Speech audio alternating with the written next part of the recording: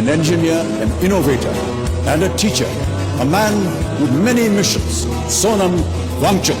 मुझे बड़ा गर्व हो रहा है आपसे और आपका परिचय देते हुए सोनम वांगचुक जी, जो अपने आप में शिक्षा की एक अनोखी दुनिया है।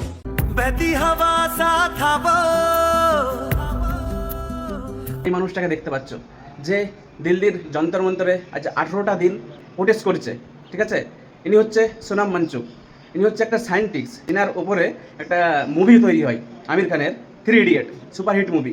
মানে ইনি যে হিসাবে সায়েন্টিস্ট, যে হিসাবে কাজ করেছেন, মানে অনেক উঁচু লেভেলের, যেমন আব্দুল কালাম আজাদ ছিলেন, তিনার লেভেলের মানুষ। তো ওই মানুষটা যে প্রোটেস্ট করছে 18টা দিন, তিনার কিছুই ফায়দা নেই। জাস্ট দেশের যারা ছেলেরা রয়েছে, যারা পড়াশোনা করে, তাদের পেপার লিক কারণে আজ সে 18টা দিন ওইখানে যন্তর মন্তরে না খেয়ে দিয়ে প্রোটেস্ট করছে। কিন্তু কোনো নেতা, কোনো বিজেপি নেতা, কোনো আদার্স নেতা তার সাথে দেখা করতে চায় না। আমাদের গান্ধীজি প্রোটেস্ট করেছিল এক সময় ইংরেজ আমলে, কিন্তু যখন গান্ধীজির শরীর খারাপ হয়ে যায়, ইংরেজরা দেখতে এসেছিল গান্ধীজিকে যে হ্যাঁ মানুষটা প্রোটেস্ট করছে, মানুষটার শরীর খারাপ।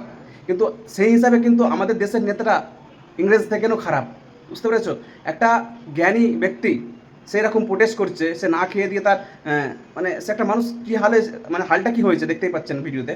মানে সে উঠার লায়ক নেই, কিন্তু কেউ একটা নেতাও তাকে দেখতে আসেনি, একটা নেতাও খোঁজ নিতে আসেনি।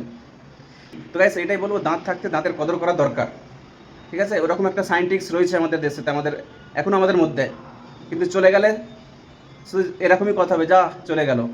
ওর জন্য দাঁত থাকতে গাইস দাঁতের কদর করো। সে পোটাসে আজ 18টা দিন না খেয়ে দিয়ে আছে যন্তর মন্তরে দিল্লিতে, ককরোচ জনতা পার্টির জন্য, দেশের হকের জন্য, পেপার লিকের জন্য।